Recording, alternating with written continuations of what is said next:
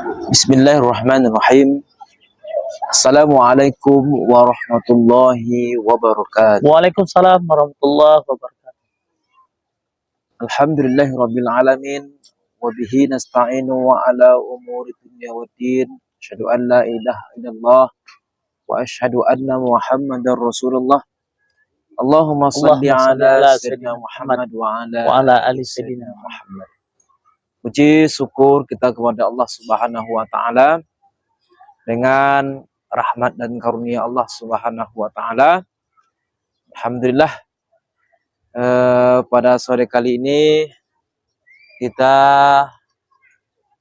podcast di luar, di halaman Masjid Agung Islamic Center Kabupaten Rokan Hulu bersama guru kita Ustaz Dr. Sapri SAG MMPD.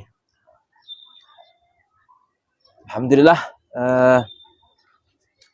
Kemudian mari kita senantiasa selawat kepada Nabi kita Muhammad sallallahu alaihi wasallam.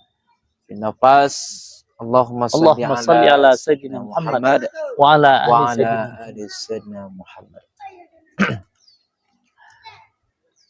Mungkin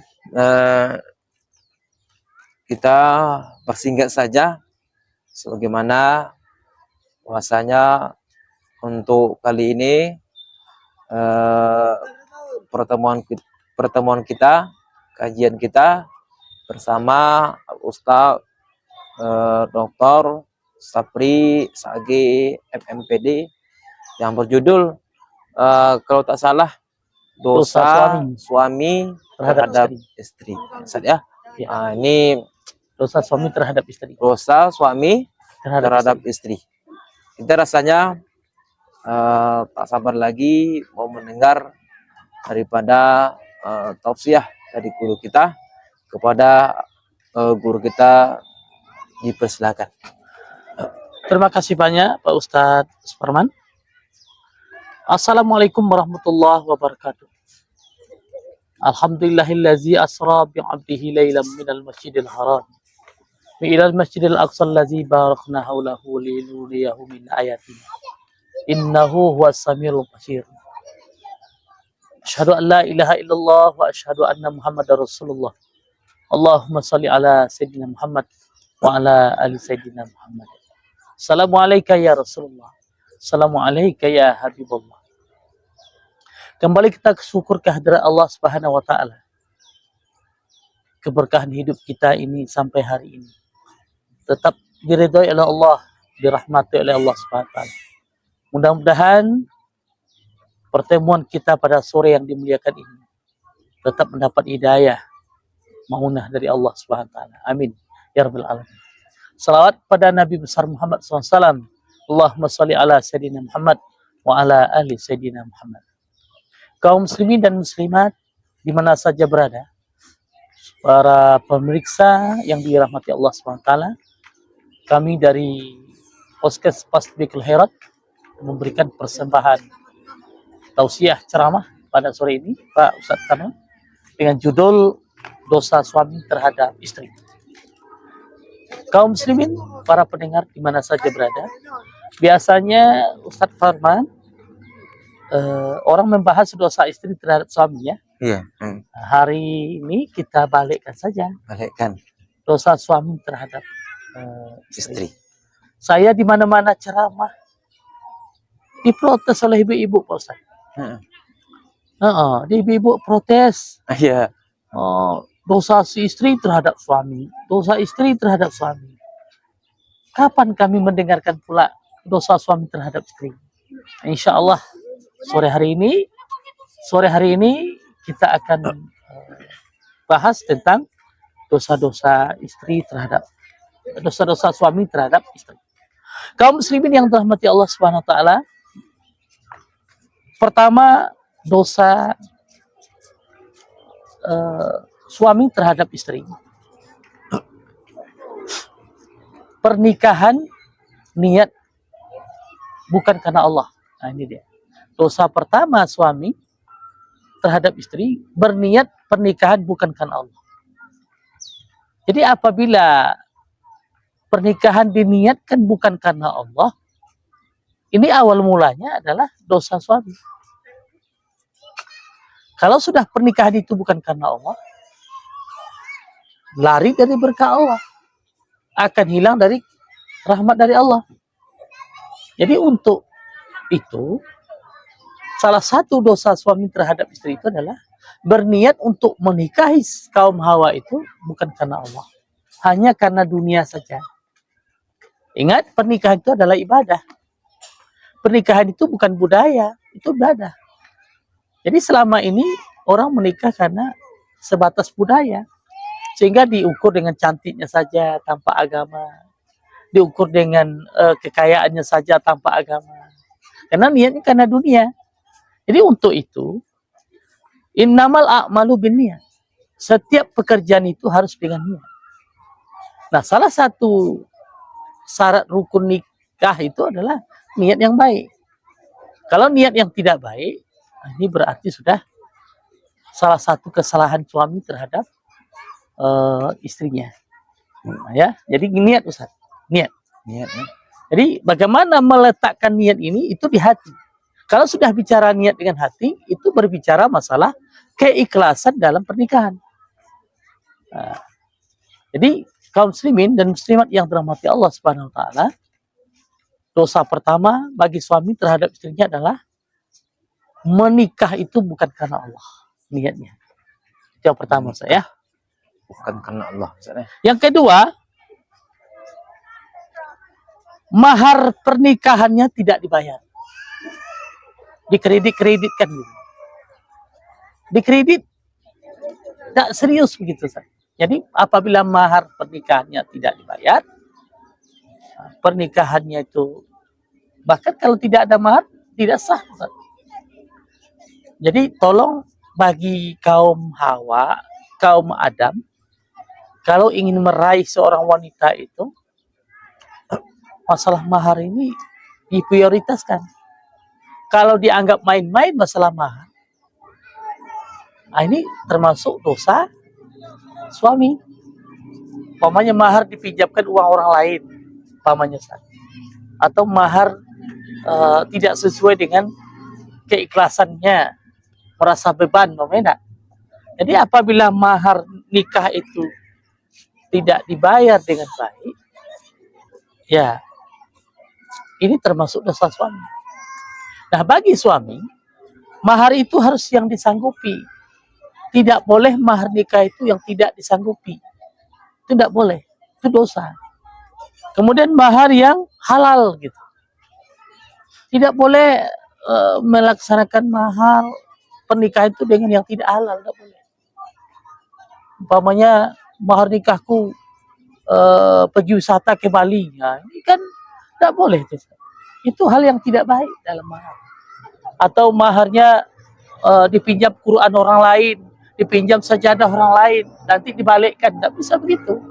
Mahar itu tidak ada pinjam-minjam lagi, itu milik tuh. Nah, jadi apabila seorang suami bermain dalam mahar ini, itu adalah dosa besar. Dosa suami terhadap istri. Karena tidak serius dalam menengani mahar.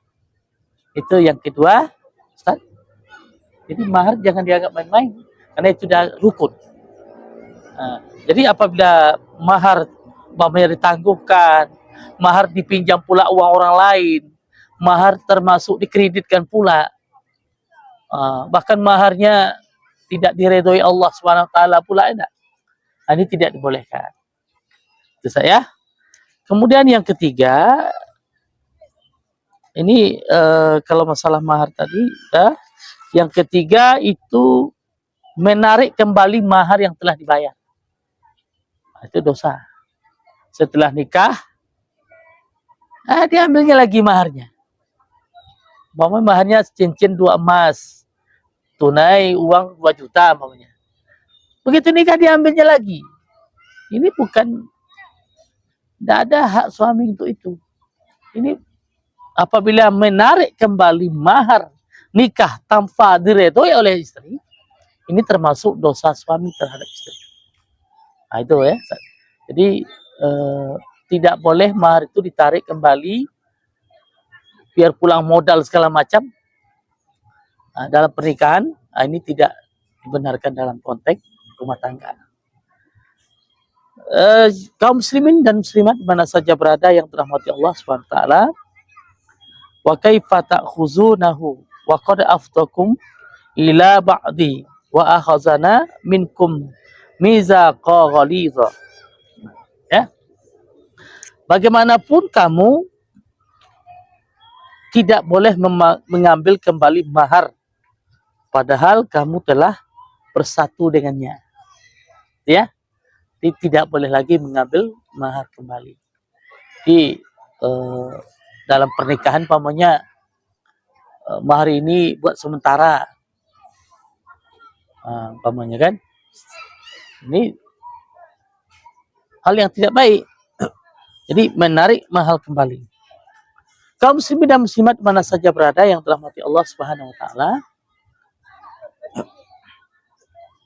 masalah mahar ini ya, watun nisa sadqan tihinna nihlah fa in zibna lakum aza syai'in minhu nafsan faquluhu hani'am maria. Berikanlah mas kawinmu, maharmu, ya, kepada wanita yang kamu nikahi tersebut sebagai pemberian yang penuh kepadanya. Jadi jangan tidak penuh. Kalau maharnya 1 Quran, ya 1 Quran. Kalau maharnya 2 juta, jangan dipotong-potong. Ikhlaskan. Jadi apabila menarik kembali mahar yang telah diberikan, maka ini termasuk dosa suami terhadap istri. Kemudian yang selanjutnya, yang keempat,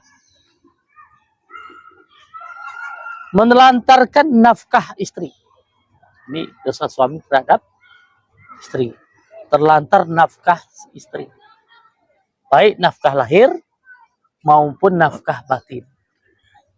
Nah, ini apabila istri nanti merasa keberatan tentang menafkah ini termasuk dosa suami. Ustaz, nafkah lahir cukup. Kami kirim uang setiap bulan. Cukup 10 juta, 15 juta. Tidak cukup situ saja. Nafkah batin seorang istri itu juga harus dipenuhi oleh seorang suami. Apabila nafkah lahir batinnya tidak terpenuhi, maka ini termasuk dosa besar bagi suami terhadap istri.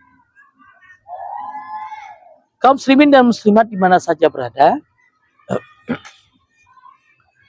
masalah menafkahkan ini tanggung jawab suami. Ar-rijalu qawwamuna 'alan nisa. Setiap laki-laki itu adalah pemimpin bagi wanita. Ya, bagi wanita, baik memimpin dalam bidang agama, memimpin dalam bidang ekonomi, memimpin dalam bidang sosial lainnya, ini tanggung jawab suami terhadap istri.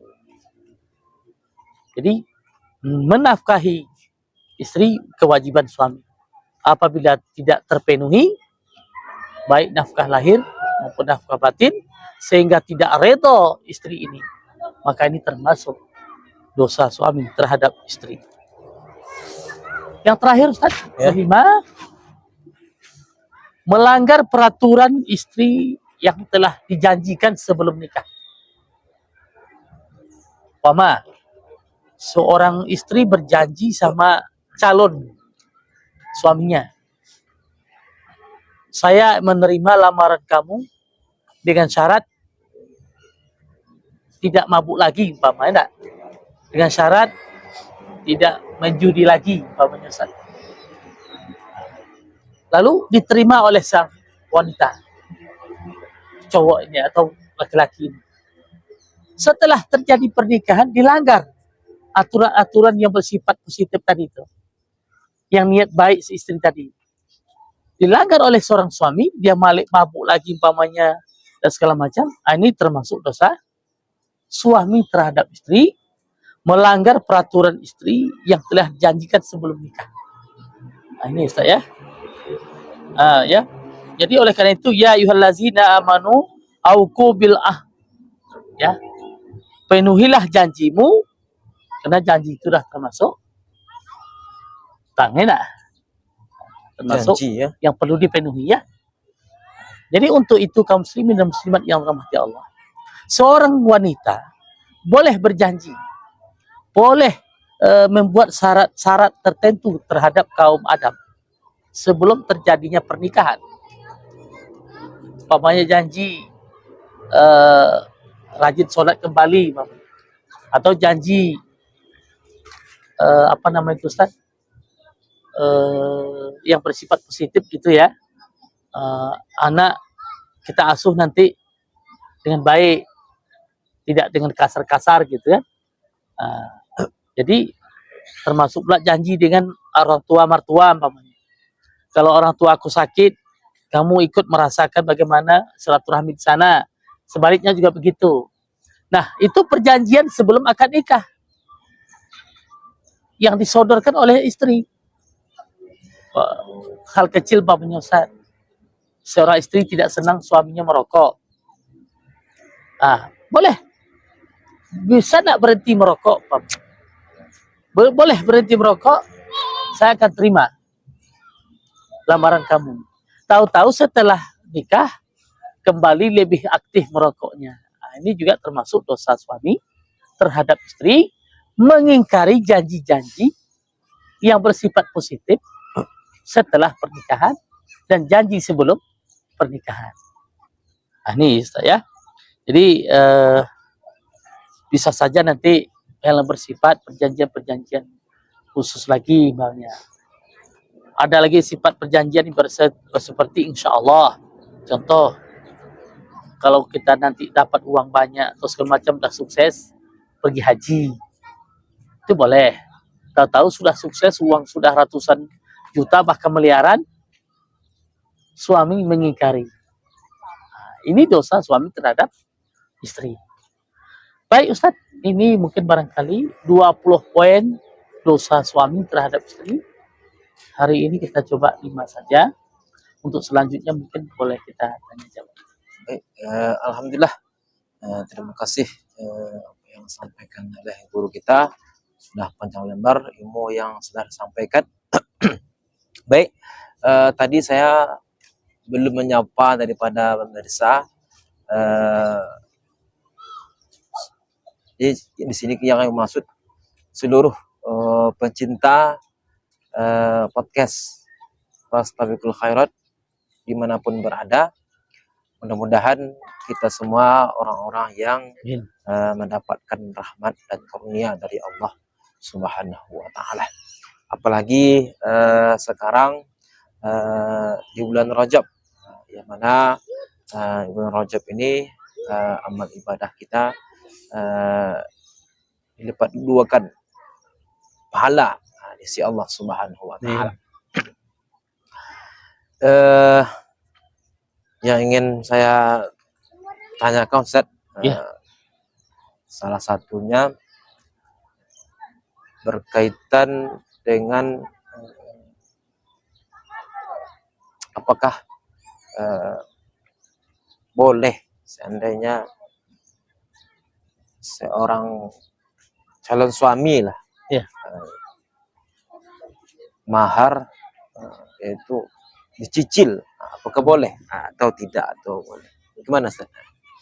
Baik, kaum muslimin dan muslimat yang dirahmati Allah Subhanahu wa Ta'ala, masalah mahar yang dicicil ini sesuai dengan kesepakatan. Kalau istrinya redo, calon istrinya redo bahwa itu dicicil karena faktor-faktor mungkin ekonomi yang begitu susah, ini boleh-boleh saja. Boleh-boleh saja. Tapi kalau memang tunai, ya harus tunai. Tidak bisa gitu. Kalau dia mampu, tidak boleh dicicil. Jadi tergantung kesepakatan saja. Kesepakatan. Cuma dalam hal ini masih ada perbedaan pendapat. Tapi kalau darurat, kalau darurat ini boleh-boleh saja. Tapi kalau tidak darurat, lebih kurang baik. Lebih baik. Namun lebih baik membuat mahar itu yang mungkin terjangkau tapi tunai daripada dicicilkan. Umpamanya dengan uang 500.000 rupiah. Tunai Ustaz ya. Tunai. Lebih bagus lagi Nah, daripada tapi cicil, kalau lebih memang banyak. sudah darurat, Ya. umpama Ustaz, dua makhluk yang mungkin ekonomi sangat di bawah, enggak? Ini harus dinikahkan. Darurat, kalau tidak dinikahkan nanti ada hal-hal yang membahayakan, enggak? Nah, di sini mungkin berbeda lagi. Kalau darurat itu semua sudah bisa diatasi. Ya. Tapi dengan syarat ada tekad untuk melunasinya. Tidak boleh pula didiamkan sesuai dengan kesepakatan. Tapi afdolnya tidak dicicil, ditunaikan. Itu saya. Ya. Baik, terima kasih Ustaz. Kemudian yang kedua mungkin pertanyaannya, apakah bagaimana pandangan Islam ini kan dosa suami terhadap istri. Dosakah seorang suami ini seandainya nafkah lahir dia, tapi bukan yang bukan batin, maksudnya berkaitan dengan ekonomi lah. Seandainya, contoh, ya, si istri mau membuat lauk ataupun goreng daripada sapi lah, artinya buat ronang sapi, sapi. Sementara si suami tak sanggup membeli daripada sapi, ronang sapi tersebut, karena sapi lumayan mahal belinya. Apakah ini kan suami berdosa apabila tidak menunaikan nafkah daripada istri yang berkaitan dengan tidak sanggup. Baik. Terima kasih. Kaum muslimin dan muslimat yang dirahmati Allah, tuntutan seorang istri dalam kemauan dan minatnya apapun jenisnya, itu yang disanggupi oleh suami. Tidak boleh melebihi batas yang tidak disanggupi oleh suami. Dan ini termasuk lagi nanti dosa istri terhadap suami. Apabila seorang istri menuntut yang dia butuhkan yang tidak bisa mungkin dipenuhi oleh suami, ini dosa istri lagi, bukan dosa suami lagi. Ya? Jadi tidak boleh memberikan beban khusus kepada suami tanpa kemampuan suami. Jadi ya, itu dosa istri terhadap suami itu. Kalau suami tidak bisa memenuhinya, dia tidak berdosa. Karena kemampuan kita kan? Begitu. Tapi kalau masih bisa juga, ya itu lain lagi. Tergantung kemampuan. Bahkan suami berdosa pula, dia mampu, tapi pelitnya minta ampun. Kikirnya minta ampun terhadap istrinya. Ini dosa suami. Dia mampu, tak tahu pura-pura tak mampu karena pelit segala macam ini. Ini termasuk dosa suami. Itu nanti poin yang kesekian tuh, insya Allah. Ya. Baik, sudah dua pertanyaan, insya Allah sangat bermanfaat bagi kita, dan mudah-mudahan juga bermanfaat di seluruh pendengar podcast Fastabiqul Khairat. Baik, di sini mungkin Ustadz sebagai kesimpulan daripada Ustadz. Kaum muslimin dan muslimat di mana saja berada yang dirahmati Allah Subhanahu wa taala, tidak mudah untuk menjalani perjalanan pernikahan. Tidak mudah. Sudah barang tentu seorang laki-laki sebagai calon bapak di rumah tangga, sebagai calon pemimpin di rumah tangga, sadarilah bahwa dosa Anda juga banyak terhadap istri. Dosa seorang suami juga banyak terhadap istri. Salah satunya tadi sudah kita bilang, tidak bisa menarik kembali mahar yang telah diberikan. Kemudian pernikahan, berniatlah karena Allah, jangan tidak karena Allah. Apabila berniat bukan karena Allah, itu salah dosa. Karena pernikahan itu adalah ibadah, bukan main-main. Termasuk lagi dosa suami terhadap istri yang berkaitan dengan tidak memenuhi kebutuhan istri, baik lahir maupun batin. Insya Allah di masa akan datang, dosa suami terhadap istri yang keenam, tidak memberi tempat tinggal yang layak. Tidak memberikan tempat tinggal. Ini tanda petik saya. Kalau memang suaminya mampu, harus memberikan tempat tinggal yang layak. Kalau tidak mampu, ya namanya tidak mampu. Seadanya. Seadanya. Baik, demikian yang dapat kami sampaikan Ustaz. Mudah-mudahan ada manfaatnya. Kami mohon maaf, yang baik datang dari Allah, yang tidak baik kami juga manusia biasa. Wabillahi taufiq wa hidayah. Assalamualaikum warahmatullahi wabarakatuh. Baik, kepada guru kita Ustadz Dr. Sapri SAG MMPD, kita ucapkan banyak terima kasih. Alhamdulillah banyak ilmu yang disampaikan beliau melalui media sosial. Baik, saya sebagai MC pembawa acara,